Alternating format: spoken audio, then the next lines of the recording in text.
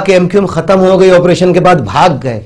चाहते तो मैदान में आ भी सकते थे, लेकिन किसके खिलाफ? अपनी ही फौज के खिलाफ, अपनी ही फौज के खिलाफ नहीं। अगर चंद फौज के लोग जो थे, चंद फौज के बड़े जो थे, अगर वो पागल हो गए थे तो उनके साथ साथ हमें तो पागल नहीं होना था। लेकिन क्योंकि हमारे यहां जो फौज के बड़े होते हैं उनके बड़ा असर रसूख होता है। मीडिया भी आ गया, अखबारात में बड़ी बड़ी खबरें शाये हुई।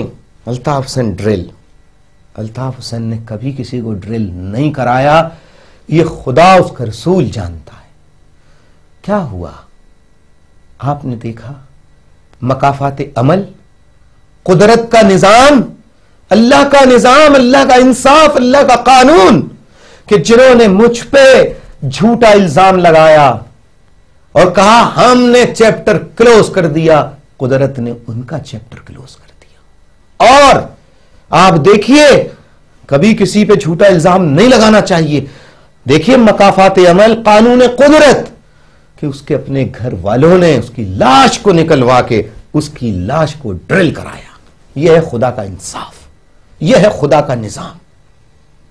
मुझे यह बात कहते हुए खुशी नहीं हो रही, लेकिन सिर्फ इसलिए कि मैं आपको भी यह हमेशा ताकीद करता था, करता हूं और फिर कर रहा हूं कि तुम्हारे हाथ से किसी पे जुल्म नहीं होना चाहिए, तुम्हारे हाथ से किसी पे जबर नहीं होना चाहिए। तुम पे कोई जबर कर रहा है, उसे बर्दाश्त करो, फैसला अल्लाह पे छोड़ो और पुरअमन तरीके से उस जुल्म के खिलाफ, उस जबर के खिलाफ आवाज उठाते रहो।